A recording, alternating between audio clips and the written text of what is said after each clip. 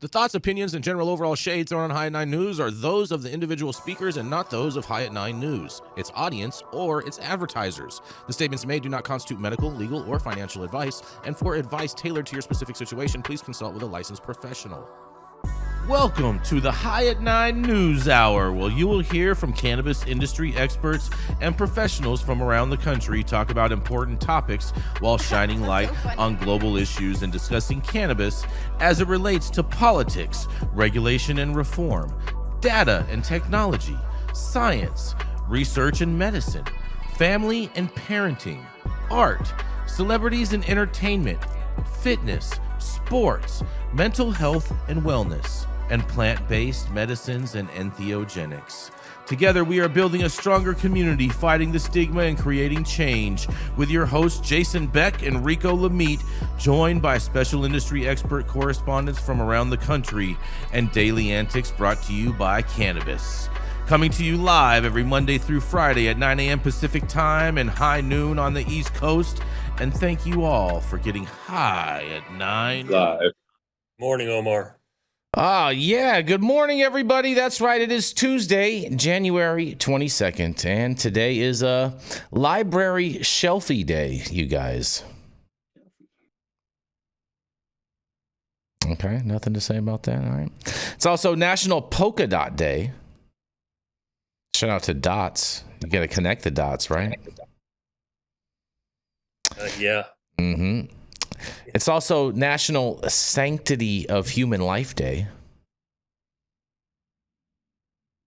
Okay. Place to start. Yep. It's also the Celebration of Life Day. I think those two kind of go together. You know what I mean? I think you can kind of combine those or separate the days or whatnot. You know what I mean? It's kind of redundant, don't you think, Dale? Well, you would hope they go together. Yeah. Yeah. And it's also National Blonde Brownie Day. What? Yeah. That like a Girl Scout with blonde hair? Dale, I knew you were going to go there. No, this is the dessert, bro. Blonde brownies. This is, you know what I'm saying? I knew you were going to try to go there. I had a feeling you were going to take it there. Man, oh man. Had a couple Girl Scouts in the family. Fair enough. Fair enough. Well, it looks like, Dale, we're going to start off with you because I'm not seeing Rico in here yet. But nonetheless, thank you all for joining us and getting high at 9 with us. It's also high noon on the East Coast. And please remember to like, share, and subscribe to us on all social media platforms. You can look up above and down below to see exactly where we live on the internet. And we are live every Monday through Friday on YouTube, Rumble, Twitch, X, Instagram, Facebook, and on our very own website at www.highat9news.com. So welcome to everyone joining us from any one of those platforms. And yes, that is right. We are going to kick it off with Mr. Dale Schafer. He is an attorney at law and recently started his own practice back again. Let me pull this up. I apologize, Dale. I apologize. There we go. Dale has been an attorney since the Reagan administration, and he has represented physicians, hospitals, insurance companies, cops, correction officers, and for the last 25 years, he has specialized in cannabis law. He served a 5-year federal prison sentence for helping medical marijuana patients and managed to save his law license. He's blunt. He's honest. He's unconcerned with public opinions and yours, and will tell you and show you how to defy gravity by pissing up a rope. His is none other than your favorite T.O. Loco himself, and you can find him now at the law office of Dale Schafer. It is none other than attorney at law, Mr. Dale Schafer. Good morning, everybody. We're stepping in to fill in the slots here. We'll get Rico on soon, and Jen will show up. Omar's here with me. Good morning, Omar. Good morning. Doing, buddy? My story this morning comes out of Marijuana Moment. Now the Trump administration has started, and we're getting appointments to some of these agencies. Story from yesterday by Carl Yeager. Trump's new DEA head blamed marijuana for school shootings and claimed rescheduling push was politically motivated. Well, no shit, Sherlock. Now, this guy's name is Derek Maltz, and he retired a couple years back after a couple decades with the DEA. And he's the interim now director of the agency. And I don't know what that means anymore because, he's in place. He's apparently got all the power necessary. Some of the things that have come out of his mouth are, they're just subject to my criticism. I don't give a shit whether you're a Democrat or Republican. You say stupid stuff like this, it's just gold for me to comment about. This guy made statements like obsessive pot smoking is associated with school shooters. What a truckload of horse shit. But, this guy's the head of the agency. He's making statements like that, and I don't think anybody's going to muzzle this guy. Okay. He also complained that the DOJ hijacked the rescheduling process from the DEA. Well, this is that internal bureaucratic bullshit we've been dealing with the DEA since 1973, when Nixon started the agency, got him up and running, because they were given the power to reschedule drugs. And for those of you who don't remember this, in 1937, marijuana was taken away from the medical community. And by 1970, no one was using it. It was out of the formulary for 30 years. And so one of the categories for Schedule 1 for marijuana is it had no current medical use. Well, we have that now. Sue Sisley jumped through the hoops. For PTSD, cannabis is as effective, if not more effective, than some of the other drugs used without the side effects. And the agency doesn't want anybody else coming in and stepping on them. And, Omar, I'm interested in your take on this, but I've been involved with a couple of these cases where they took the DEA out into the district court, hoping they could get somebody to pay attention to, there's a currently accepted medical use for this, and having a Schedule 1 isn't appropriate. Never could get it done. Never could get it done because it was inside the agency. You've got to exhaust all administrative remedies. And what ended up happening is that the court would say, all right, DEA, you were wrong to block this. Let them go to the next phase. They stand in line for years and don't get shit done. We could never get the agency to let go of its power. And so when Merrick Garland decided that I'm tired of the bureaucrats in the agency, sitting on their hands, not doing anything, DOJ, with a recommendation of Health and Human Services, started the rescheduling process. And the DEA is pissed about that because they want to be able to drag their feet as long as they can justify dragging their feet. And so here we are. This is the new guy. Okay. He also complained that DOJ prioritized politics over public health and safety. Now, this is one of those tropes you keep hearing from people. Oh, marijuana is a public health threat and public safety threat. The blunt response is bullshit. Comparatively speaking, all the things that cannabis does, if you look at the other pharmaceuticals that try to do the same thing, the side effect profile is minimal. Okay? And what the DEA doesn't want to accept is that public opinion right now is that it's healthier and safer to smoke weed than it is to drink alcohol. In fact, people are beginning in significant numbers to switch from, consumption of alcohol to consumption of cannabis. This, for me, is one of the arguments why take this clear out of these bureaucrats' power. Don't let the DOJ control it. Don't let the DEA control it.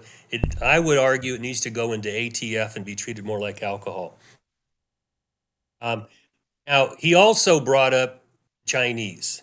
Now, this is xenophobic, and, we're going to hear a lot more of it because one of the pushes right now inside the administration is to go after illegals. And, I'm here to tell you that the Chinese are organized. They are growing weed.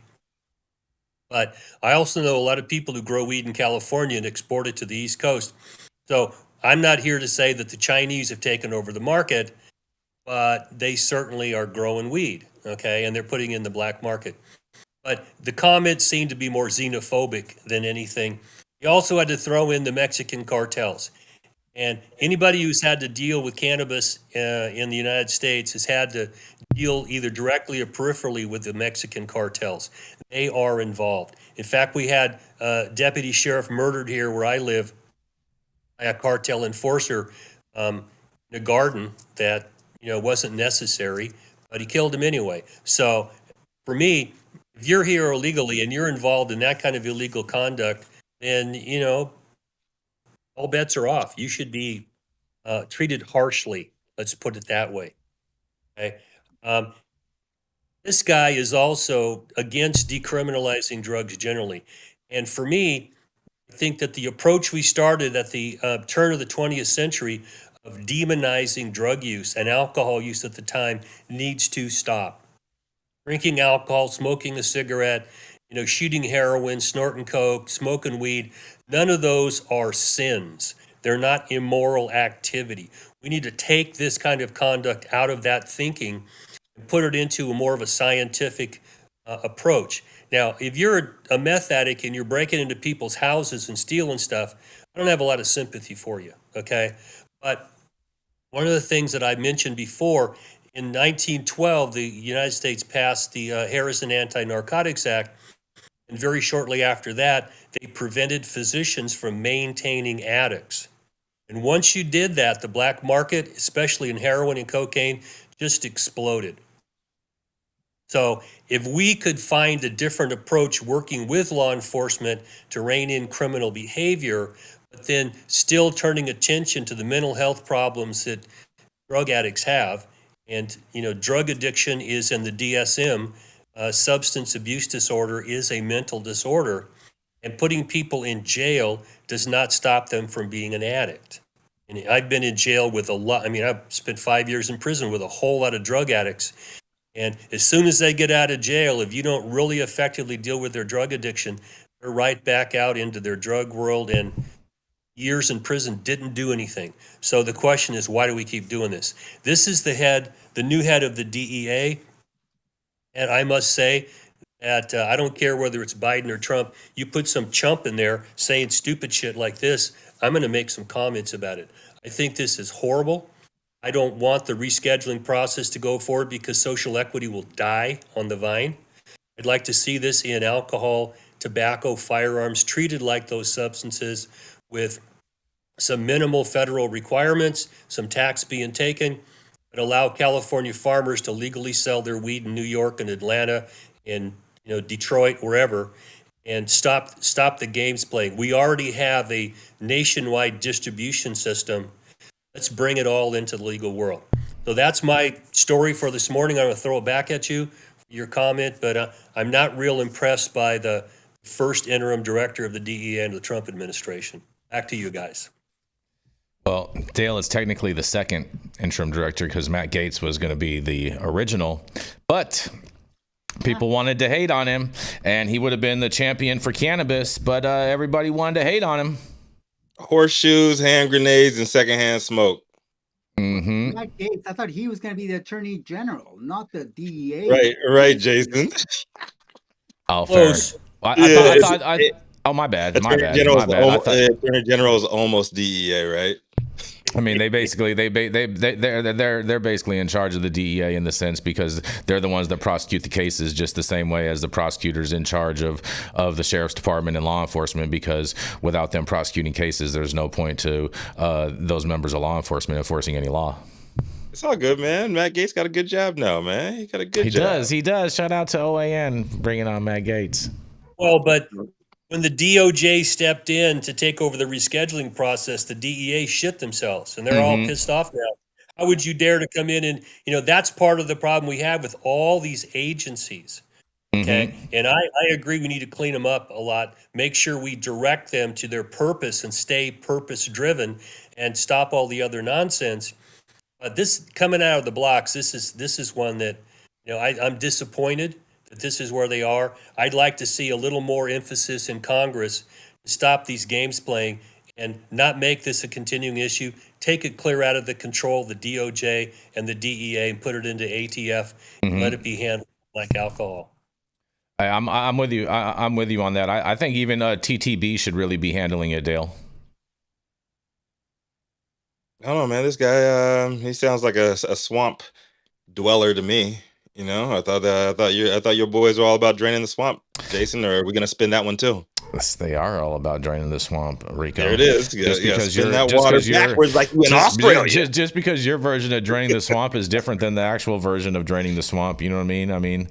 I don't know what to tell you, buddy. I don't know, man. I gotta get out my QAnon decoder ring so I can understand what to believe today and what not to believe. That's fair. That's cute. That's cute. A QAnon decoder ring. That is pretty cute right there.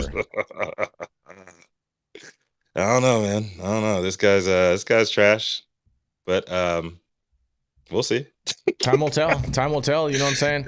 You know, really, in all fairness, the DEA needs to be focusing 100% on the fentanyl crisis overall, and not really focusing on cannabis and whatnot. Cannabis should be a byproduct of fentanyl bus, and fentanyl needs to be the number one focus of the Drug Enforcement Administration overall. So. Yeah, and according to Trump, Canada is the number one focus for fentanyl production, right? Should we be taking down Canada because of their ties to fentanyl? Isn't that what Trump said last week? I didn't see that, and that's kind of like that doesn't make sense, because everybody knows that China is the mass producer of fentanyl, and they mainly smuggle it into Mexico and then bring it across the border that way. But maybe since they closed the Mexican border just the other day, maybe China is shipping it into Canada and bringing it across that border, because that's a lot more wide open border space than Mexico's. It's 4D chess. 4D chess. Mm-hmm. Yeah, but fentanyl is a whipping post. Mm-hmm. It's a hobby horse you can keep riding. Why do Americans use so many of these addictive substances? Why isn't anybody asking that? Why aren't we focusing more on mental health instead of just locking people up? You can throw money at this problem through prosecutions as long as you want. But 100 years of prohibition have done nothing but prove to me that drugs win the war on drugs. I mean, money won the war on drugs, and money is the reason why the Sacklers aren't all locked the fuck up. So, like that's why, we're not going to get to the root of these issues, and it's just going to be whack-a-mole with these billionaires running shit. They're the ones going to profit off of it. Well, I can tell you, I got a 5-piece in federal prison for growing little more than 100 plants in 3 years and trying to give it away to sick people. Okay, these motherfuckers, they flooded the United States with OxyContin. Yep. And they paid some money, and they're counting their money in their mansion. And do I have sympathy for them? Not a drop. They should have done some time with a spork and wear an orange suit. Sorry. Man, oh man, you guys. Well, we are going to roll into our first commercial, and we are going to be right back. I just ordered the summertime strawberry salad when added steak on top here at Anna's. Make sure you do the same thing too next time you're in downtown Long Beach. Come on down and check out Anna's joint on the 400 block of Pine Street. They have amazing selection of beers, foods, and when you come down here to Anna's, you can even challenge me to a game of shuffleboard if you want to lose.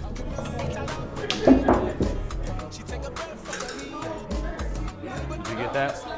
So, next time you're in downtown Long Beach on Pine Avenue, make sure you stop by Anna's Joint on the 400 block.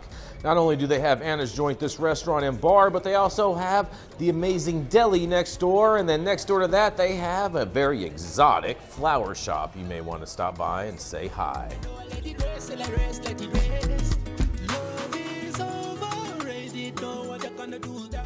In the cage match. Yes. Oh man, we're back, you guys. We are back, guys. We are back. Up next. Oh boy. It is the QAnon shaman's weed dealer. The High at 9 News head honcho. Oh boy. And the man to bring us the next great story of the day, Jason Beck. Oh yeah. Good morning, Rico. Good morning, everybody. Yes.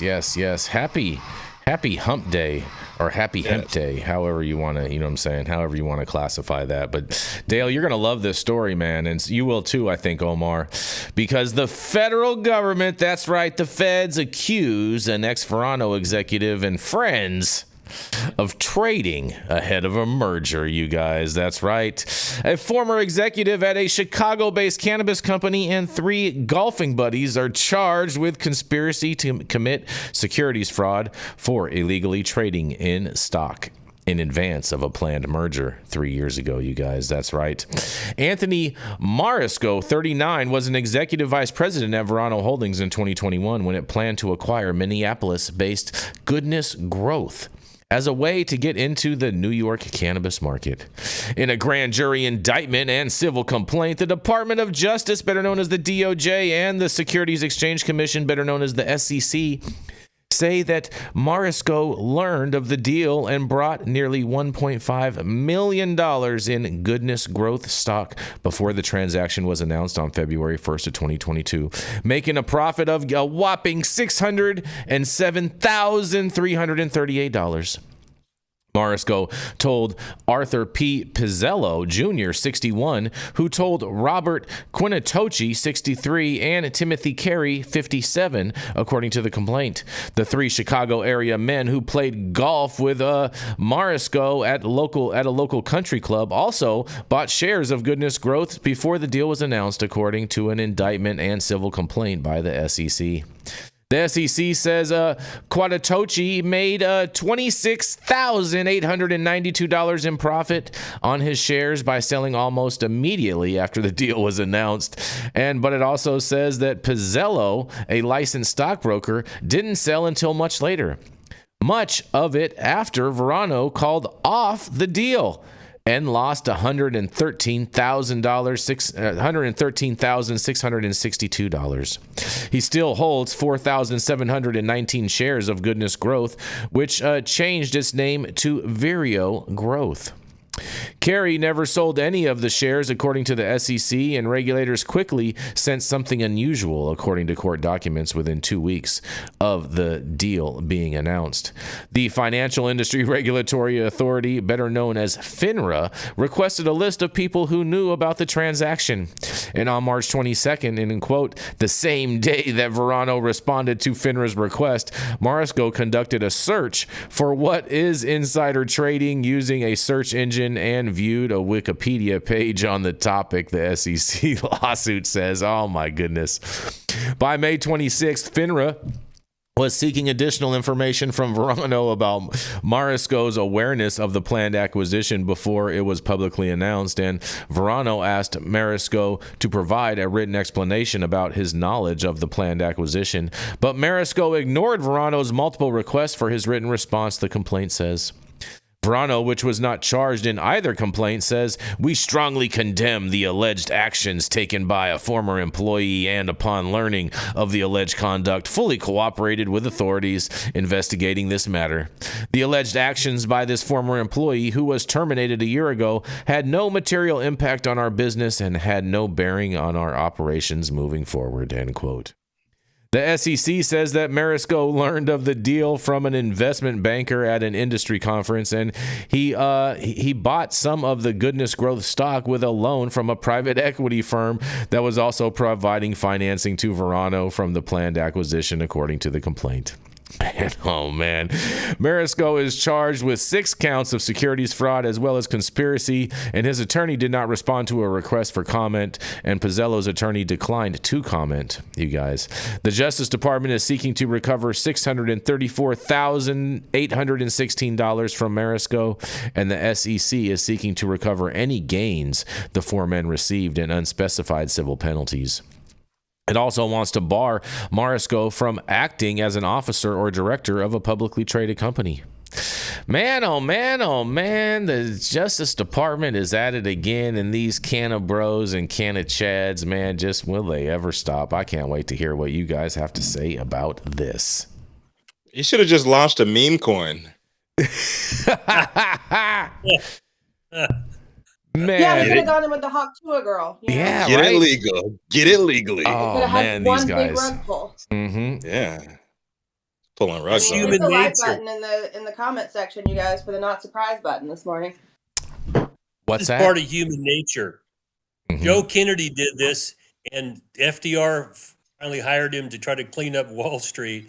And how many members of Congress do this? Mm-hmm. You get a tip about something, they go out and buy stock, and it's like, okay, so who's the bad guy here? People are cheating at the game, and it's one of the problems we have in our industry, but I think every industry has it. Yeah. Insider trading and these kinds of fraudulent transactions happen in every industry. Are just now when you get caught with your pants down in our industry, it's somehow different. I don't think so. It's part of greed. Yeah. Somebody gives you chance to, double or triple your money, and someone will loan it to you in a short-term loan, and you can make $600,000 for basically doing nothing. Hey, who's not going to grab at that? Except that you might be wearing orange jumpsuit and eating with a spork. Yep. I mean, Do these guys really go to like the type of federal prison where you actually have to worry about your security, or are they lounging in Club Fed with all the other cooperators? yeah, you just gotta have enough money to beat the case, or to or just sit pretty next to these other guys, man. That's pretty much it. Man, Got a deal and just scored some money and not face prison time. Cop a plea and get somebody fucked up underneath you, and that's it. Who Googles in time? We do need transparent markets, and insider trading distorts the market and fucks everything up. So it needs to be deterred big time. But I don't think, like jail doesn't seem to be much of a deterrent these days. I would like to see take their money and fine them and give them punitive damages and really make it not profitable to engage in this type of activity. Because when the downside is, a few months at Club Fed, people will take the risk because there's no enforcement. There's minimal enforcement. Well, at the same time, the risk outweighs the reward. You know what I'm saying? Or the reward outweighs the risk. Yeah. I mean, but does anyone find it interesting that this guy was Googling insider trading? Like how much of a dumbass do you have to be doing that on your own device? On Google of all places. It's your search history. Go to DuckDuckGo or whatever. Exactly. That's good legal advice right there, Omar. I like that. That is not legal advice. And anybody who thinks it was, man, incognito mode. They've been watching y'all on that. Look at that class action lawsuit last year. They know everything. Yeah. Well, and the right to privacy, this generation that uses these goddamn phones has no idea about a right to privacy because they put everything out there where it doesn't take much to find out what you're doing. And once you get popped, they get a search warrant for all your devices and go back to the platforms, and they get everything. Yeah. Let's Google how do I make a bomb. You get caught planting a bomb. You go, oh, how'd they know? Well, exactly. You're searching on Google for stuff. I'm not going to. I promise, I'm not making this political. Oh boy, here we go. I can't wait. I can't wait. An easy preview into what they can get off of your device. Look at how they lost. Look at how these Democrats lost that whole January 6th momentum and everything. They couldn't use any of the shit, but they found absolutely everything on everybody's device. They could not escape none of that shit. And if it wasn't for Donald Trump's I'm being nice, his people in the court systems pushing that shit forward, those motherfuckers would have been under the jail. Like, they had absolutely everything. Like, nobody, your device is not safe, man. If you don't have a burner that is not registered with nothing, man, like, good luck. Yeah. Just don't do shit because they will find it on you. And on that note, I would also like to say that the so-called encrypted apps are, nothing. They can all be searched by law enforcement. They can all obtain the plain text messages on your phone once they seize your phone. So just because you're using Telegram doesn't mean that all your communications are now secret. If Telegram, your privacy, talk on the phone. They need a Title III wiretap for that. They don't need a wiretap to go through your stored text messages. Actually, Omar, even over the phone, to my understanding, FaceTime video communication is the safest way to communicate without being infringed on by the federal government. Yeah, but there's a collection center in Utah. I gotta research that because it does have like an oral component that would probably require a wiretap for the verbal recording for the conversation, not for the video. The video doesn't require wiretap. Yeah, but there's a collection center for all this data, and I think in Utah. And so they've got it captured. And if they tell you, oh, we're not looking without a warrant, they're fucking lying to you. They know what's going on. You know what else is in Utah, Dale? That's where every letter from the IRS comes from, Ogden, Utah. How would you know? Are you writing them back, Jason? Or are you just... I actually do. Yeah, I do write them back. I tell them, please stop sending this shit to this address. Find someone else to bother. Oh, those crazy Mormons. Always up to no good. Mm-hmm. Shout out to Amway. Yeah, man, this is it never stops. It never stops. Leah Patrick in the chat, she says, it's why I keep a wired landline. Oh, okay. Oh, I love it. Go to a phone booth, right, Yep. Omar? Yep. Oh, phone booths are great if you can find one. There's a few still around, you know what I mean? And they still accept coins. But, really? Yeah. Yeah. Where? I just randomly see them in certain streets, corners. I mean, it's not like they move. Jason's imagination. Right. They don't bullshit. 100%, bro. I swear to God. They're not working. I guarantee they're not working anymore. 100%. They 100% still work. 150% still work. But nonetheless, we're not going to get into all that. We're going to roll right into the dope dad himself, Mr. Rico Lamitte, the man who is never sad because he's a doper dad. That's right. It is none other than Rico Lamitte. Oh, man, Jason, thank you for the intro. And before I started today, just want to give a happy birthday to my lovely wife. Oh, Jasmine. yes. Happy birthday, Jasmine. Much love. Yeah. Yes. Big love. We had a great celebration this weekend, and it's carrying on through the week. So I had to say that. I will not tell y'all how old because I've been around women long enough to know. I've been around women long enough to not talk about age. So I'm going to go on to my story. Fair enough. Talk about this woman. All right. So let's get to it. Susan Catello is a vice president in risk investigations and analytics practice at Charles River Associates, a global consulting firm that offers economic, financial, and strategic expertise to major law firms, corporations, accounting firms, and governments around the world. According to Catello's bio on the company website, her duties at CRA include managing all aspects of investigations and research, including but not limited to financial investigations, due diligence investigations, fraud investigations, and corporate investigations. It also says that she's a certified anti-money laundering specialist and previously held the position of managing director within global risk and investigations practice at FTI Consulting. Prior to that, she was co-manager of due diligence program at Morgan Stanley. But wait, there's more. She's also retired NYPD, credited for completing 20 years of service. The craziest part of all that, she's accomplished everything while being blind. Impressive resume, right? Mm-hmm. Well, as much as I would like to like Susan and believe that maybe one day my own daughter could be inspired by this lady's accomplishments, I cannot. Because in the real world, Susan Catello is a certified ambulance chasing Karen with dozens of cases notched on her belt, well known for suing struggling mom and pops out of business for failing to make their websites readable to blind people. That's right. Y'all better learn how to braille y'all's websites up because her latest targeted choice is legal cannabis retailers. According to Green Market Reports, John Schroyer, Catello has filed lawsuits against operators in multiple states, including New York, New Jersey, California, and Florida. She has faced criticism along the way, with some defendants labeling her a serial filer or vexatious litigant and alleging she files lawsuits to extract settlements. You don't think? Despite mixed outcomes, some of her lawsuits being dismissed and others resulting in settlements, her legal actions have pressured companies in industries beyond cannabis, including cosmetics, apparel, and cleaning products, to consider ADA compliance. Most recently, 6 New York and New Jersey cannabis retailers have fallen victim to Catello, and ironically, none of these dispensary owners saw that shit coming. Doobie's, Soul Flora, Jersey Roots Dispensary, Elevated Herb, Sweet Life NYC, and Hemped NYC were named in lawsuits alleging their websites violate Americans with Disabilities Act by being inaccessible to visually impaired users.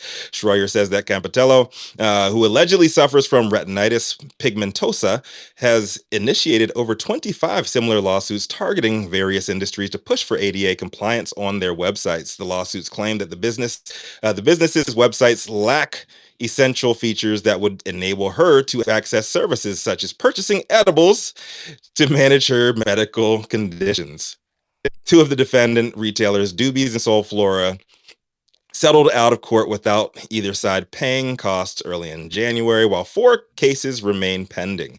This woman's filed similar lawsuits against beauty product companies, cosmetic goods producers, high-end apparel retailers, cleaning product makers, and even a Utah-based company called Sundance Holdings, which according to court documents, works with Robert Redford's online platform that promotes works of artists and craftspeople from across the country. Aside from New York and New Jersey, her targets currently with open cases are in California, Florida, Louisiana, Michigan, Nevada, Wyoming, and Texas. She's been busy. The latest round of lawsuits all claim that she was hoping to purchase edibles from the companies to help treat her ongoing medical ailments, but the websites made it functionally impossible. And here's what it says. Despite the website's apparent thoroughness and transparency, plaintiff encountered significant accessibility barriers that prevented her from fully utilizing its services. Catello's suit against Doobie's claims. This has not only limited her ability to make informed decisions, but also infringed on her rights as a consumer and individual with a disability. Well, I know her name's Susan, but with the strong Karen-ass reputation she's seemed to have built, I wouldn't be surprised if this was, in fact, Aubrey Graham's inspiration for his recent legal filings against UMG. This is goat behavior. She is the Karen goat. All jokes aside, there are people like this in every state, city, and industry, and they will relieve you of hefty sums of cash in your pockets if you don't take a few extra steps to make sure your website is ADA compliant. I've been through it. Been through a lady like this. Most template builder sites like GoDaddy, Squarespace, and Wix all have features built into the platforms. So if you have access to those, just take the extra steps and set that up. And if you had somebody build yours for you, make sure that they go back and fix that. I've been attacked by the likes of Catello in the past, and it was some scary shit. I'm a very inclusive person that goes out of my way to help protected classes, and I never thought some shit like this would ever happen to me. I never knew a blind person would even be able to sue me for not being able to see what the fuck is on my website, but it happened. This is America, and our 47th president sued his way back into office. Those are just the facts, baby. Oh, God. So, it's the truth. Gaslight. Gaslight alert. Gaslight alert. I'm Rico Lamitte, the dopest He dad was on elected, so. Yeah, exactly. He was elected. Duly Before elected. everybody else chimes in, I'd like to hear Dale and Omar's take on this It's shit. cute deflection. It's cute deflection. I just want to throw in the medical perspective because I actually. Before y'all, can I get the lawyer's take, please? Yeah, go right ahead.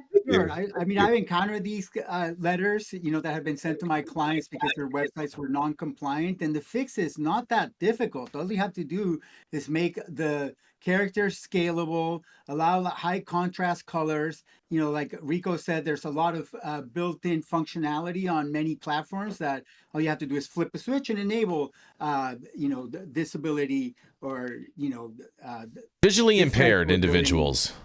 Yeah, so I think it, if she didn't do this, nobody would upgrade their website. So even though people don't like, these bounty hunters, it's not like the government is going around telling the private websites, to be more accessible. So in a way, it's a necessary evil what she's doing. But I think this should be the DEA. They should do this shit. Give them a real job. Yeah, right. Well, this falls into the general category of private attorney generals legislation in states and even at the federal level. And Yeah. I have disabled people in my family. I'm genetically handicapped, and I'm in favor of accessibility for people. But what I'm not in favor of is people who come at you and don't want a simple solution. They want to extract money as a way to run a business. And I've had to throw tens of thousands of dollars at people, or law firms basically, to get them to go away when the fixes were relatively minor. That I don't approve of, because we have enough problem in the industry right now with overregulation, over taxes.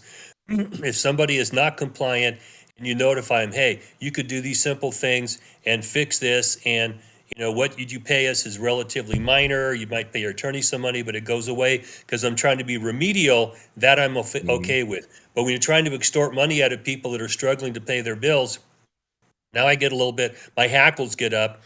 And I'm just going to tell you that if you have minor violations of these laws and there's a private attorney general attorney's fees provision in these laws, you better bend over because you're going to get it without lube. It's just horrible. Go for it, Jenny. Oh, goody. Because this might affect the lawyer's opinion, so then I want to hear their opinions again after this, because retinitis pigmentosa. So, hi, pre-med degree. I actually, right out of college, worked in ophthalmology, specifically in retinal disorders. So, what that causes is typically most people experience tunnel vision and an issue with color perception, right? To go fully blind and lose your central vision is very, very fucking rare. Also, cannabis is not something, this is not glaucoma. This is not something where we're experiencing like a really high intraocular pressure where her edibles would stop the progression of this disease or help her with her symptoms. It's not a disease where you experience pain as association with it. It's not something where you could say, hey, I really, really, really need some space gems. And if I can't get those space gems, you are affecting my health. I think that what she's doing is pretty fucking deplorable.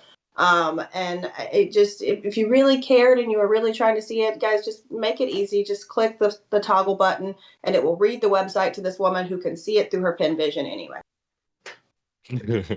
Pen vision. Pin No, vision? it's like pinhole. So like that's kind of how you check. Got it. So you can kind of check their Pinhole. pen vision. Got it. Isn't that what Stevie Wonder has? Stevie Wonder isn't like fully blind. He actually has like a partial peripheral vision. He caught that microphone.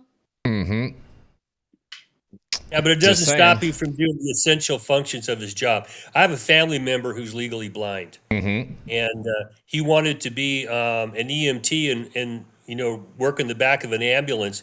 And he wanted me to help him, sue his employer to make sure he got it. And I said, listen, if I'm having a heart attack and you can't see the goddamn cardiac oscilloscope, I don't want you in the back of that ambulance taking care of me.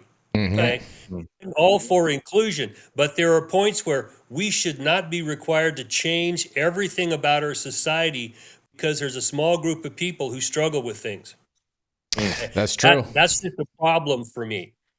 Yep. Because if we allow these minority groups to become sacred cows and you can't say or do anything to them, and we're expecting society to just stop what we're doing and bend over backwards, at some point the answer is, oh, fuck no. Okay? You need to look for ways for you to accommodate into a world. We'll try to meet you as close to halfway as I can, but we can't change the entire world just because a small group of people have problems. They need to learn how to help adapt themselves too. And I mean, I'm handicapped myself. And Jason, you understand. Yep, I'm disabled. I'm with you. Yeah. And I didn't expect the world to adapt to me. Now, if you're wheelchair bound and they got steps to go up, there's a problem there. Okay. But, the world cannot be made. I mean, I'm all for opportunities for people. Let's give everybody as many equal opportunities as we can. But when we're trying to force outcomes, that's where I start having some real problems with this. Speaking of the opportunity component, I am really disappointed with the disability organizations and whatnot, because there's only disability organizations that will help disabled individuals seek employment. There are no special like business loans or any type of things like that are offered to the disabled. So then that way they could actually start their own business and be their own entrepreneurs and help themselves. It's like they want to make them remain dependent on someone else their entire life, and I think that's super, super wrong. And I hope that these disability organizations fix that or amend that in some way in the future. Well, I don't think that you should get a business loan just because you're disabled, right? I think that well, they do it for every other classification, Jenny Beth. I totally get it, Jason. But I think those in a lot of ways are discriminatory too. Well, I mean, that's cool. Then maybe we should file a lawsuit against Jason, every single class, special class or whatnot that receives some type of special treatment. Jason, you sound like you are making an He's making an argument for DEI right now. Jason's making a DEI argument. I'm not making an argument for DEI. I'm definitely not. No. Because no. That's what it sounds like. That's exactly the argument you're making, Jason. No, it's not. That's cute that you're saying that, but I wasn't even making an argument. I was just stating the facts. Oh my God. Why is a And- woman talking and, about business? Well, because this woman does a lot more business than you ever and- thought of, and have been in this industry for a long time, Bob, in the comments. Oh But boy. on that Oh note- boy. And Shots fired. Jason, because I care about protecting my brand of being fair and balanced, I would like to say I Googled the phone booths, and I went in a little mini rabbit hole over here in my left eye on Chat GPT. There are 100,000 phone booths left. Told you. Payphones left in the U.S. That's a significant amount of phone booths. Hold on. 2 in the greater Los Angeles area, 2 working in the greater LA area. I told you I've seen them. A fifth of these phone booths that are working are still in New York City. How many of them are just for disabled persons? Those are the ones. Those all have the TTY feature on them, I think, Jenny Beth. Are those Yeah, phone okay. booths wheelchair accessible? But yeah, I was gonna say, Dale, you're right about that. I don't think that they're wheelchair accessible. You're gonna have to. Yeah, you're gonna have to. You need a double wide. Yeah, you're gonna have to prop yourself up to reach the thing, or ask someone for help on that one. I bet you can still beat the shit out of somebody with them things. With those, bro. Those things are those are rocks right there. Wow. Okay.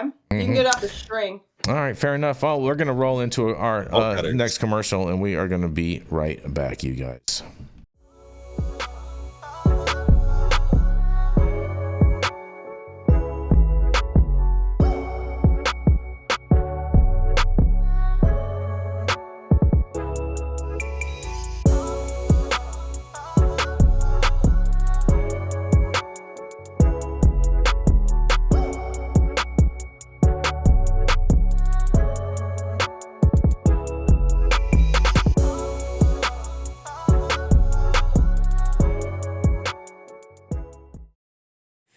We cannot make the whole world. And we are back. Stop whatever you're doing. Make sure you smash that like button. I know we'll appreciate it. You'll appreciate it. And YouTube will appreciate it.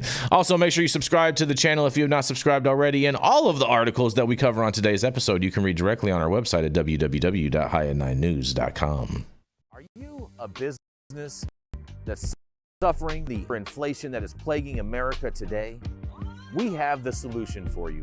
That's right. Patriot Business Financing. Head on over to www.patriotbfc.com and apply for a loan up to $2 million.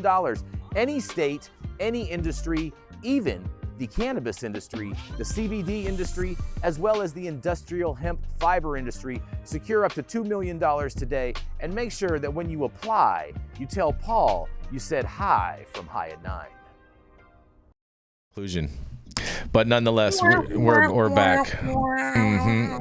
We're back, Rico. Oh my God! All right, so up next is the founder of Kind Cannabis Consulting, Justice Serve 501c3, in here to break us off with our first story of the second half of the show. It is none other than the melanated.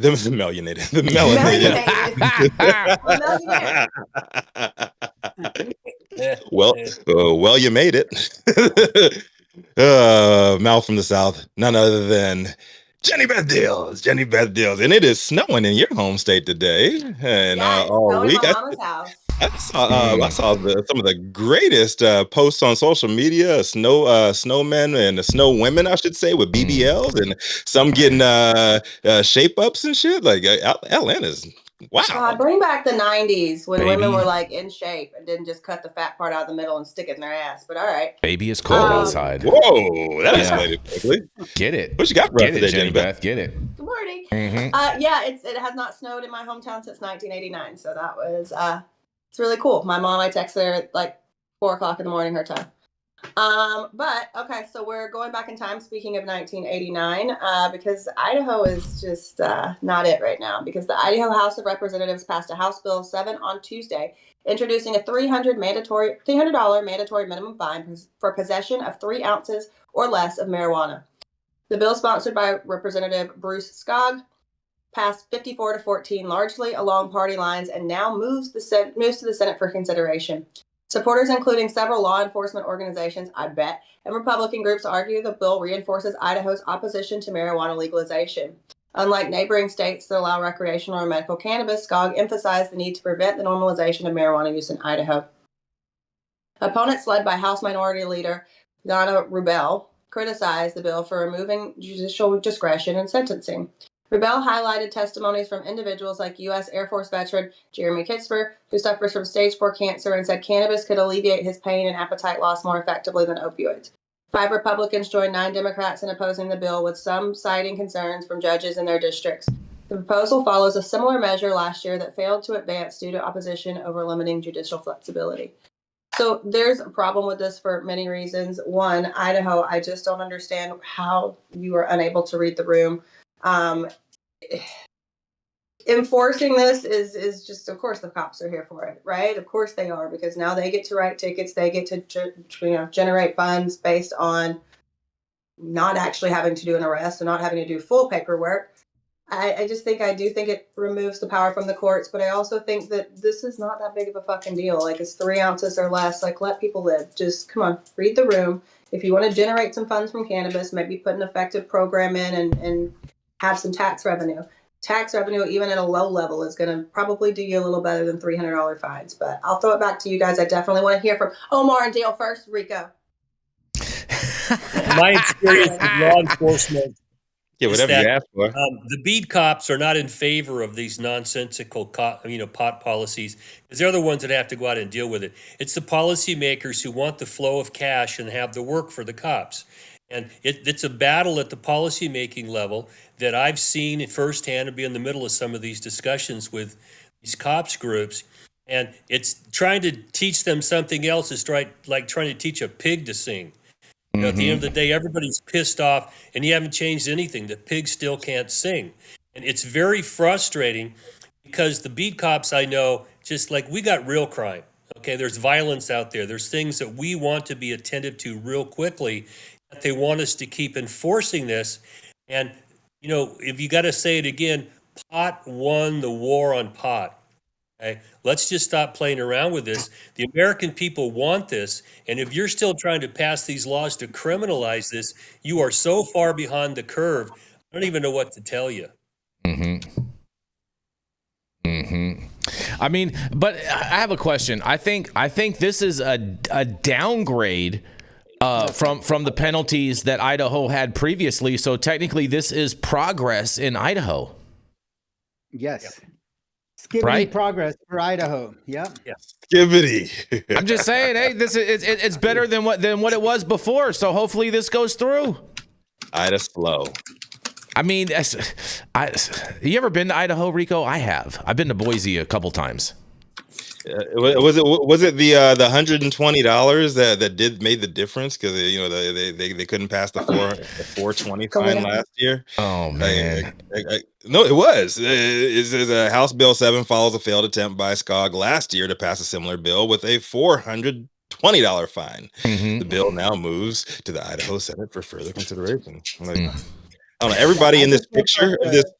Go ahead. Penalties in Idaho, it's a misdemeanor for 3 ounces or less with up to a year incarceration and $1,000 maximum fine.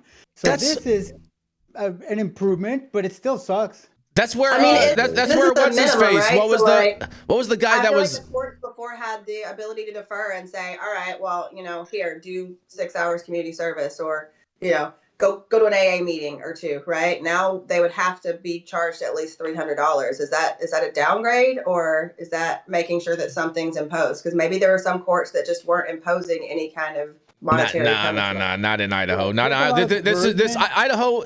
Yeah. Idaho is where the guy that was the viral sensation for riding the skateboard and drinking the cranberry juice. He got arrested there for cannabis possession. Well, that sucks. I mean, I don't know. It said in the article that, because obviously I summarized it, I didn't read the whole thing, but it said that some of the judges were actually pushing back because they don't feel that their hands should be forced to have to charge people fines for, 3 ounces or less could be a gram. It could be like that gentleman that received a sentence commutation because they used a piece of tape to pull crumbs off. I was just about to say that. It could be just crumbs that they pulled off the floorboard with tape, Jenny Beth. You're exactly right about that. Could have been like the old school way when you used to drive into Nevada and they used to have the sign that said if you're caught with any seeds, you'll be charged with like 15 years for cultivation. To me, it sucks. It feels like it's when everybody smoked Bammer weed.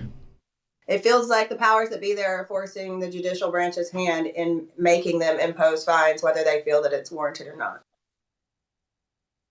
I don't like minimum mandatories, period, because judges are supposed to have discretion. Yeah. Mhm. I had to face a minimum mandatory, and my judge made it clear that, he didn't want to send me to prison at all. But if I got convicted, he had no choice. His hands were tied. So judges are supposed to be there to take a look at the person, compare them to the community, and try to work out a way to rehabilitate this person. Okay, punishment is only one part of it, rehabilitation of that person and sending out a message of deterrence. There's supposed to be three parts of this, and this is over punishment. I'm sorry, it doesn't fix the problem, it just makes it worse. Because if you send someone to jail for something that everybody in the world is doing, okay, that just breeds disrespect for law enforcement. And we really need to try to promote respect for law enforcement, but doing shit like this, it's hard to be respectful of them when your buddy goes to jail for, a couple of little crumbs of bammer. This is I'm gonna call it what it is, Dale. This is a tax on the poor. Like straight up. Oh. That's fair. That's fair. Yeah, this is a tax on the poor. Like how many people got some bammer weed in their motherfucking pocket, but they only have $300 on them? They're gonna go to jail. They're gonna go straight to jail for this, and they're not gonna be able to get out, and they're not gonna be able to feed their family. They're gonna get fired from their job, and some other fucked up shit will happen, and they're probably gonna do a bigger crime to atone for that, or to get some more money, and the cycle continues and it continues. It's some bullshit. But at the very heart of that is that people have been led to believe that using weed is a sin. It's an immoral thing to do, and it's absolute horseshit. There's no moral turpitude involved in smoking weed, but they still want to make you believe that you're out committing adultery or you're stealing or you're lying or committing other violent crimes. No, we need to get rid of that underlying assumption. This is somehow immoral conduct. But hey, yeah, but you know what? We gotta take down bishops and shit. we gotta get all up in arms bishops for telling folks to have compassion these days. So, even that's political. I don't know, man. I don't know. I just sit back and eat my popcorn. My popcorn's ready, Rico, Yes. for this first 100 days. Let's just see how it rolls Oh yeah, out. we love the first 100 days. Yes, indeed. I gotta take apart my lazy boy, throw it in the back of the Zaddy wagon. I'm gonna come up north, and we're gonna have dual lazy boys eating popcorn and watching these Republicans eat their faces, eat their own faces. Fair enough on that. We're gonna roll into our fourth and final commercial, and we're gonna be right back.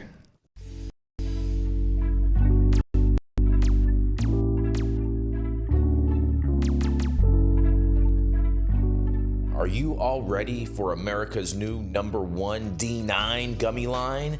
That's right, we are bringing to you Parody Gummy.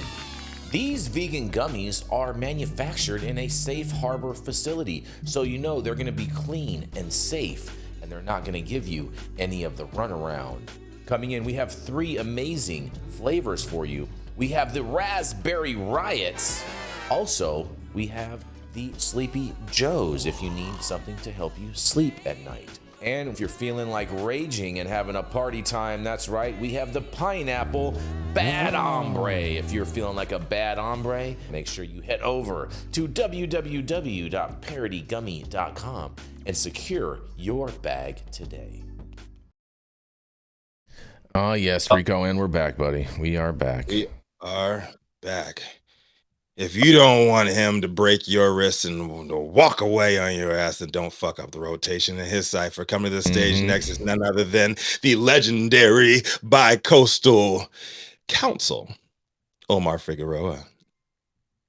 Thank you, Rico. Happy hump day, everybody. My story is from Australia, and the headline is "The Unusual Sacrament Celebrated in this U.S. Church." A Colorado church is challenging traditional norms by providing its members an elevated take on spirituality, with cannabis being a part of their sacrament. This has attracted local and international followers, as worshipers are provided with a distinctive space for personal reflection and community connection. The unusual sight with the word cannabis plastered over a church entrance continues to draw like-minded local and global followers. This one-of-a-kind church professes a new approach to spirituality centered around cannabis as a sacrament. The building, a red brick 1904 church, which was originally Lutheran, is decorated with large, colorful murals in the interior sanctuary by the Spanish artist Ocuda San Miguel, where services take place. The controversial church battled a series of legal challenges when it first opened in April 2017. Since then, the church built a community based around the sacrament of consuming cannabis, rather than the reading of a holy book or any other formal doctrine, as the followers would say. Steve Burke is the co-founder of the International Church of Cannabis. We wanted to create a community where dogma wasn't the common denominator in binding the community together, and instead, it was cannabis and people who use cannabis in their spiritual journey. So, we named it Elevationism. Located in a residential neighborhood, the church hosts weekly services. Members are given the opportunity to partake their sacrament and mingle with an invited guest speaker. The services, however, are only open for members of the church who call themselves elevationists. This comes as Colorado has a ban in place on the public consumption of marijuana. Mr. Burke says they don't sell weed at the church. We are the first church that allows its congregation to bring its own cannabis into the church and consume in this sanctuary. We don't provide you weed. We don't sell you weed. We don't make any money off it. All of our services are completely free. Regulars who travel from across the city to attend weekly services say the church provides a space for contemplation as well as a much-needed sense of community. We realize that people have been using cannabis in their spiritual journeys for so long, yet didn't have a place or a home where they could pray, where they could be spiritual, where they could feel safe consuming their sacrament without the fear of getting put in handcuffs. So, it was important for us to create a safe place for people who use cannabis as a religious sacrament, as a path to enlightenment, as a journey in becoming a better person. The church offers a daily immersive experience called Beyond. To date, over 100,000 people have attended the show. This experience is a combination of a laser light show, music, and guided meditation that introduces newcomers to the elevationist worldview. The consumption of marijuana, however, is not allowed during the show. Families with children are able to be part of the immersive experience. Priced at $39, the fee helps pay for the church's bills and upkeep. A nostalgia lounge area is also featured in the church. It comes with old Americana, arcade games, decorative bongs, and cannabis-themed art objects. Cannabis weddings and regular church functions make up the types of events the church will host. Like other churches, we hold services, we hold community nights, we have volunteer programs, we feed the homeless, we volunteer at animal shelters, we clean up the neighborhood. We do all the other things that other churches do, except we don't preach one singular dogma. We don't pretend to know the answers to life's great questions. BB is a member of the Cannabis Church. I want to say I've been smoking pot for 55 years. I'm 70 years now, and the reason why I enjoy it so much is it makes me happy. And I like the fact that we have a place like this to come and to worship together. And it really helps to promote the one thing that will bring peace to the world, which is the belief in the fatherhood of God and the brotherhood of men. For Vaughn Wilson, he sees cannabis as a way to reconnect with the divine nature in all things. The discussion about the purpose in life and the soul and stuff, I don't know anywhere else you can really have that open of a discussion. Like other churches, I go to Catholic churches and Christian churches, it feels like a corporate conference. It feels like a lecture a lot of the time. But this is much more like connected and personal. Another member, Danielle Kekoa, says she feels at home in the church. For me personally, to be able to be in a spot where you can elevate your mind, elevate your consciousness, and collectively be together with people who are like-minded, who aren't going to judge you for your choice of partaking in any kind of sacrament, really, as long as you've got the good vibes and so I just love it. I felt right at home. While it may be unique, the church continues to grow with tourists drawn to the city's cannabis subculture. The headline is The Unusual Sacrament Celebrated in this U.S. Church.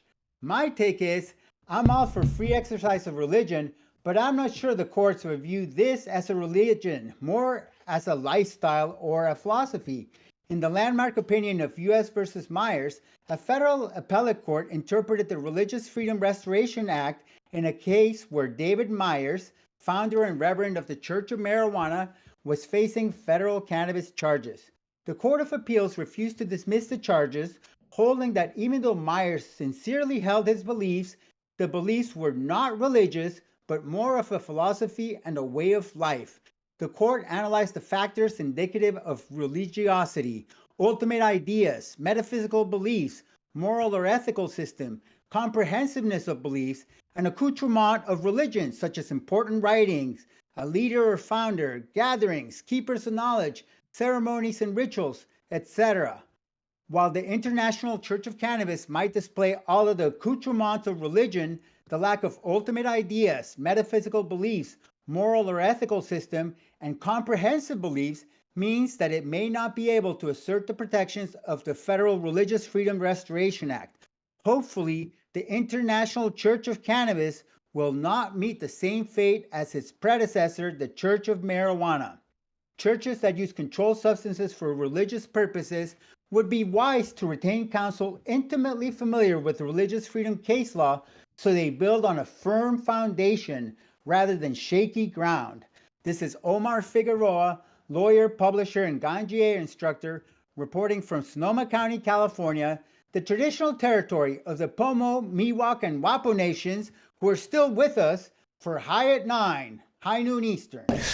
Oh, man, this was a great little story, Omar. And before we get into this, we did get a super chat from the Cole Memo who says, I ate a Sleepy Joe and woke up in Tunisia with Jeline. I always mess up, but he's talking about Mrs. Maxwell, and so I always mess up on her name. You're on mute, Jenny.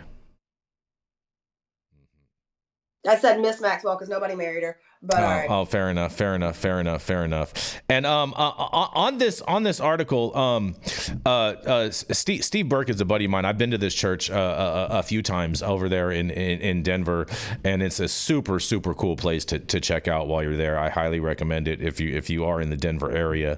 And Steve says that all services are complimentary free, and we only charge for the light show, which I have actually seen and participated in. And then I sent him this article earlier this morning too to let him know that we were covering this, and he said that in the article, Omar, he said there are a couple mistakes in the article. He says, one, first of all, the picture in the article is not of the actual church. It's not in the church, or that's not anywhere in the church, and those are not church members. And two, Beyond is $25 and not $39. So there's been a price reduction going on in Colorado. So shout out to Steve and the Church of Cannabis out there in Denver, Colorado. How in the world would you ever start a new religion, Omar, if you don't have ancient books to rely on? You do it for tax credits, Dale. Well, but Dale, if we take a look at the America is the land of new religions. The LDS Church was started in America. Well, I understand they don't have that. ancient texts. They found their whatever gold tablets. Scientology. You have to start it much the way you start a nonprofit, right? You have this barrier to entry. You need to check XYZ boxes. You need your text, so go write some shit. You need your principles, right? You do a nonprofit. You have to have your bylaws. You have to establish your board. You have to file these things in. I mean, it's not. This place has been around for a while. They've had time to do it. No offense. Well, they've had time to do it, but they need to do a better job because they don't have any comprehensive beliefs. Basically, they're setting themselves up for a federal bust. Maybe the Trump administration is going to be doing, many federal busts of religious organizations. I don't buy that. Who knows? I'm not buying any of that. That's gaslighting, Omar, right there. That's just, man. We almost got a fire in the studio because of all that gaslighting over here right now. Rico, you're on mute. Scientology is you know what I'm saying, was just created and pulled out of nowhere. Right out of somebody's ass is where it came from. I thought they pulled it out of a volcano.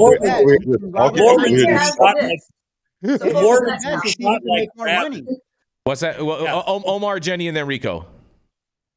like Scientology was created as a bet between the founder of Scientology and Robert Heinlein, the famous science fiction author, to see who could make more money. And the guy who started Scientology, L. Ron Hubbard, said religions make more money. He was right. He was right. Dianetics with that whole book sale, right? I remember there was like on every single commercial back in the 80s. You know what I mean? The volcano erupting and the book popping out and just L. Ron Hubbard, Dianetics. Get your copy today. Were you saying, Beth? I was saying that Scientology was pulled out of someone's ass because it was. I mean, I did a food drive for the homeless in their parking lot and had to go in to pee, and that place was fucking creepy. I walk out, there's a guy like just runs behind me. He's like, can I give you a tour? No, bro, you cannot give me a tour. You can step the fuck away from me. It's what you can do. But I mean, that was pulled out of somebody's ass. And no offense, like this place has been established for quite some time. They've had more than enough time to pull some beliefs and a set of, literature out of their ass to establish, whatever. It sounds like the U.S. government has some very clear markers for what a religious organization is and what is required for things like, tax-free status as a place of worship or whatever. So for me, compliance girl, sorry, I would pull that list out and say, all right, I want my tax credits and I want to be taken seriously and I want to whatever. I don't know. But charging for the light show, cool. I've never. The light show's pretty cool. I mean, it's a pretty trippy totally little place. Listen, I spent a long time in Colorado, Jason. I'm very familiar. And whatever, be your opinion what it may, we're talking about facts and what the burden of proof is on this gentleman and the ways that he's not meeting it. And he's hearing us say these things, so maybe this is helpful information for him. Maybe this is some free legal counsel. Not that either of these gentlemen are your counsel, but you're getting advice from two very educated guys.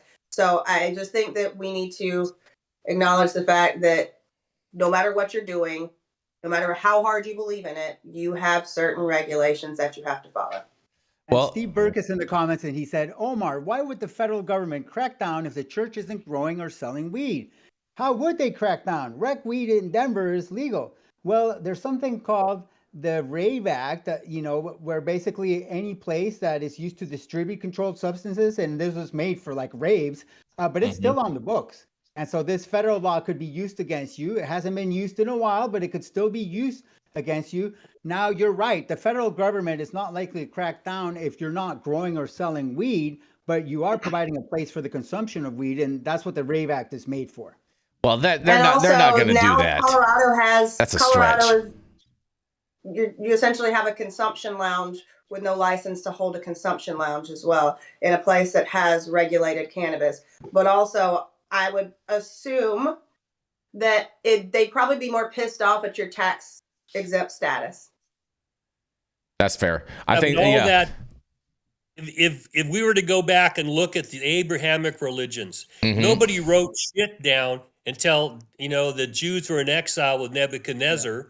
The first book of the New Testament wasn't written until Vespasian and his son Titus were the rulers. And if you look at Islam, Muhammad didn't write shit.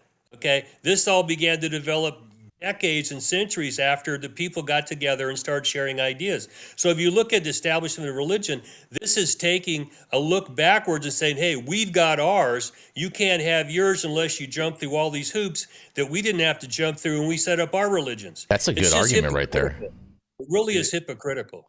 That's a good argument right there, Dale. I like that. It's days like this that I miss MSG the most.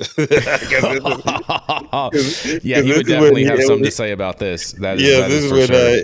He and I give our regular shout out to the Immortality Key, Brian Mirescu, and he broke shit down. And he said, "Yo, like, you look back at those sacred texts and everything. They were not speaking in parables. They were actually tripping balls. And modern archaeology has proved that point, that in those elixirs and everything, and those folks that got fossilized in the mountains and everything, they had chewed up mushrooms in their teeth. And these elixirs were cannabis, DMT, and lots of psilocybin. So, ergot, and ergot, and See, I'm a devotee of Apollo. Okay, they all took all these hallucinogens, and the oracles would tell you what they thought. Okay. Oh boy. So prescience is something that I'd like to have. I mean, Apollo, come on, give me foresight. No one will believe you, but that's the Cassandra theory. Yeah, one of Got them foresight, said, no yeah. one will believe you.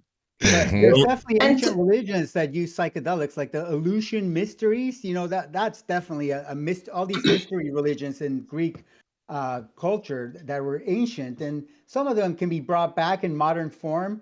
I just think if somebody is going to have a cannabis church, they would be wise to develop like comprehensive beliefs so that people who are very narrow-minded can understand. Because I think we can all understand that you don't need to have a dogma to have a religion, but not everybody is that open-minded. Well, I guess That's fair. I And guess. Oh, go ahead, Jenny. I have, admittedly, I've been out of the Colorado industry for quite a while, so I had to go check and just make sure that I was still up on Denver regulations. And son of a bitch, I am. I'm good at my job. Well- It is illegal to consume marijuana openly and publicly in Colorado. In Denver, adults can only consume marijuana in private or at licensed marijuana hospitality businesses and licensed retail marijuana and hospitality and sales businesses. And I remember when this church opened up originally, right? Mhm. And that was initially the frustration that people with licensed businesses had, right? It was like, we couldn't get a license, things like that. We're paying taxes. Mhm. Essentially, you are still making money off something that at its core is a marijuana business. So, and I want to say they used to provide cannabis, right? So maybe I'm wrong. I think at the very beginning they did, and then they stopped. Yeah, and I that's remember. why we were Yeah. all like, "Excuse me, sir." Absolutely not. But Colorado has a lot of places that have, especially in Colorado Springs, consumption lounges that have said, no, this is a religious. We're using the church protections, or we're using private social club. We don't sell anything. We don't do anything. And yes, you did. So if they've transitioned away from that model, that's amazing. If it's sustaining, that's amazing. If the $29 light show on sale now, you guys, $10 off, is sustaining, cool. But until you establish an actual business model that is a religious organization, you got to pay some taxes. It's 25, Jenny Beth. Yeah. That would be $14 off. Hey man, either that or just start up Oh. an start up an MLM. Get your polygamy on, and just do like the Mormons do, man. They living. Jenny. Out. Jenny Beth. I was gonna say it's a good thing that that Steve made this church in Denver and not in Colorado Springs, because you already know that James Dobson would have been all over Steve if he would have done it there. 100%. Mm-hmm. Oh, no, man. Well, we need to bring Mitt Romney back, bro. We need him back. Oh, we're gonna go and open up in Utah, huh? Is that what you're saying, Rico? I mean, Hell Utah's yeah. not too far away from Colorado, but nonetheless, I'm going to roll into our final story. This was a fun educational conversation, you guys. Thank you so much for bringing that story today, Omar. But you guys, as getting the last word, my story is going to get the last word too, because they say President Trump will decide marijuana rescheduling as far as federal reform goes, you guys. That's right. Did Donald Trump mean it when he said he wanted marijuana reform? And will the former and current president follow through? With the marijuana rescheduling process paused indefinitely, its future is at the mercy of Trump's future choice to lead the U.S. Drug Enforcement Administration and Republicans in Congress, mostly bent to the once and current president's will. Nothing less than the future of the $32 billion marijuana industry depends on the answer, you guys. Trump made history in September when he became the first major party presidential nominee to endorse a state adult use legalization campaign. And though Trump's backing of Florida's Amendment 3, some critics say his endorsement was mostly spurred by his acrimonious relationship with Florida Governor Ron DeSantis, didn't lead to the passage of adult use cannabis. And the then Republican nominee also signaled support for moving marijuana from Schedule 1 to Schedule 3 of the Controlled Substances Act in a quote, "As president, we will continue to focus on research to unlock the medical uses of marijuana to a Schedule 3 drug and work with Congress to pass common sense laws, including safe banking for state authorized companies and supporting states' rights to pass marijuana laws like Florida that work so well for their citizens." Trump posted this on Truth Social back on September 9th, you guys. Trump has not touched the issue since, and nor was it broached during the recent confirmation hearings for Pam Bondi's Trump nominee for Attorney General. But marijuana reform hopes pinned on social media comment, you guys, because in the information gap, marijuana operators and observers observers have filled in the blanks with speculation. Most of it reliance on Trump's Truth Social post, as well as Pam Bondi's record. Most important might be that Bondi's tenure as a lobbyist for Washington, D.C.-based firm Ballard Partners. Among Ballard's clients, congressional lobbying records show is Tallahassee, Florida-based marijuana multi-state operator Trulieve Cannabis Corp., though Bondi is not listed as one of the lobbyists working on that account. Ballard Partners did not respond to an MJ Biz Daily request for comment, but Trulieve is one of several marijuana companies cozying up to the new president. Along with Cresco Labs Chief Executive Officer Charlie Batchel, Trulieve CEO Kim Rivers attended Trump's inauguration on Monday. And over the weekend, she had, in quotes, great conversations about the rescheduling and other cannabis industry priorities, she reported in a post on X, the Elon Musk-owned platform formerly known as Twitter. In a quote, "It's a new day and the time is now," Rivers wrote. If Bondi is confirmed, what she and the Trump choose to do and whom they select to lead the DEA on a permanent basis is important for the future of marijuana reform. Well, good thing we covered your story today, Dale. But the cannabis industry has even more urgency after the DEA's chief administrative law judge, John Mulrooney II, last week paused the administrative rescheduling process that former President Joe Biden launched back in October 2022. And the Biden marijuana rescheduling is up to Trump, you guys, because Mulrooney on January 13th canceled the process to determine whether marijuana should be a Schedule III drug. Those hearings were meant to resume on January 21st, but were paused by Mulrooney in response to a request from two designated participants in the rescheduling hearing, the DEA Administrator Annie Milgram and her agency, to be disqualified, they say. Moving marijuana to a Schedule III would grant the cannabis industry badly needed and long sought after reform from punitive tax relief known as 280E that forbids businesses from taking the most standard deductions on their federal tax returns.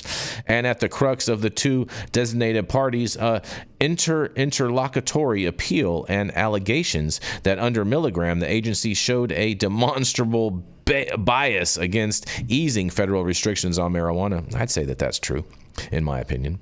It's unclear when the long-anticipated rescheduling hearings will resume, and it's also uncertain whether they will restart at all. And as Mulrooney's order indicated, there is nothing in federal law that would preclude him from terminating hearing proceedings and transmitting a decision recommending a restart to the entire process and the issuance of a new recommendation.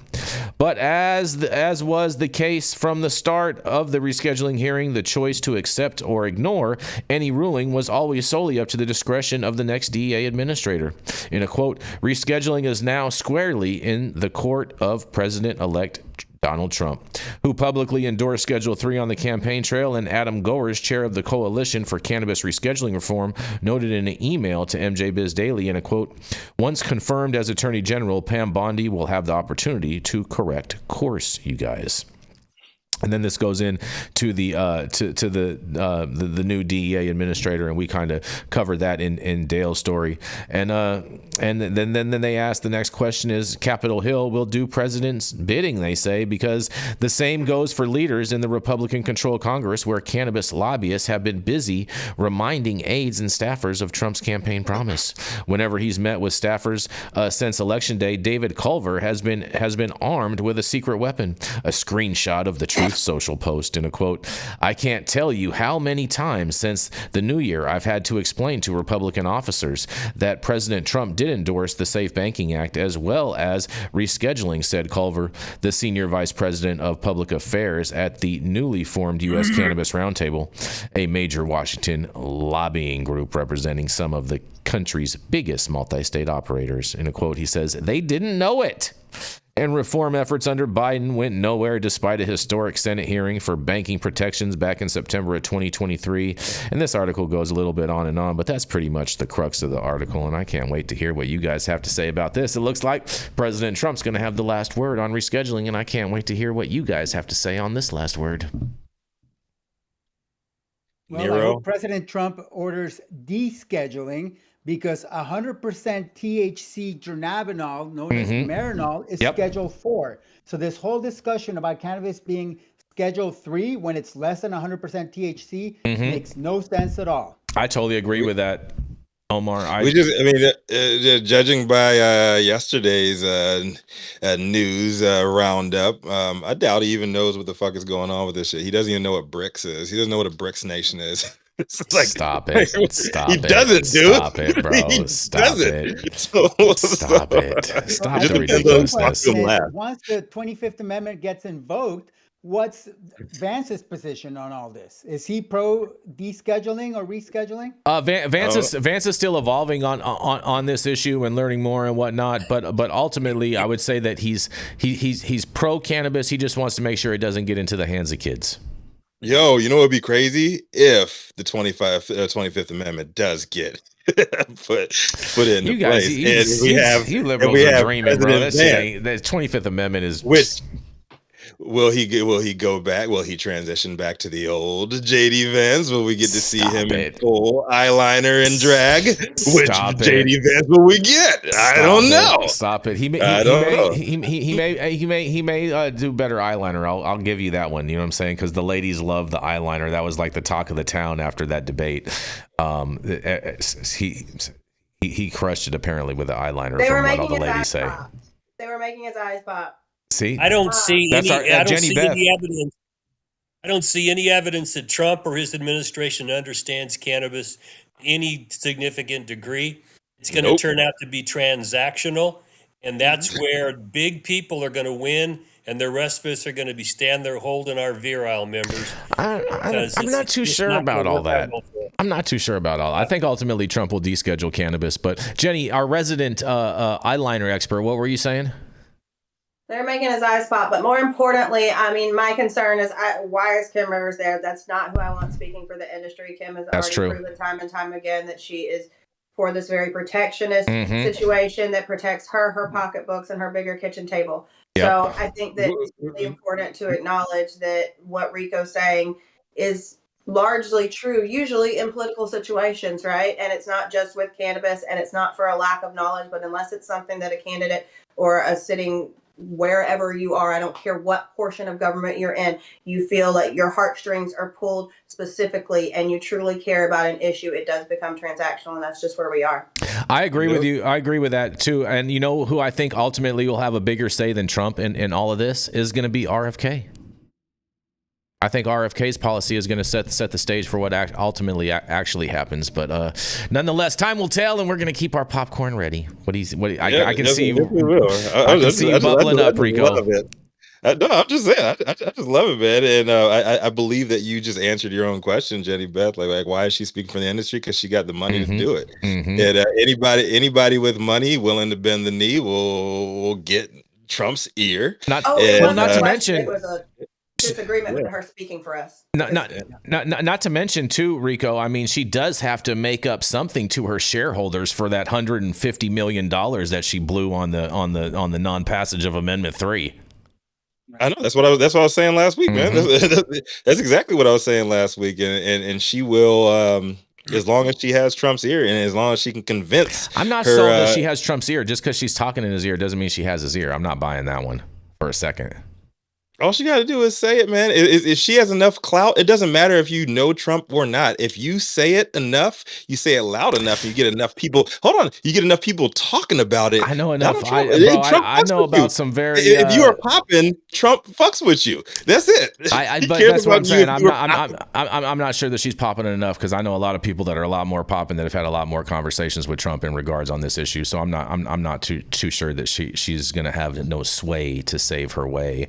But nonetheless, time will tell. Who else? I mean, who else in the?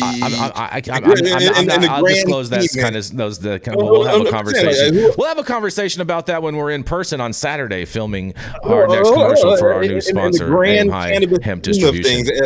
Who do you hear more, positive or negative news about these days than Kim Rivers? Just because you don't hear news about it doesn't mean it's not happening, Rico.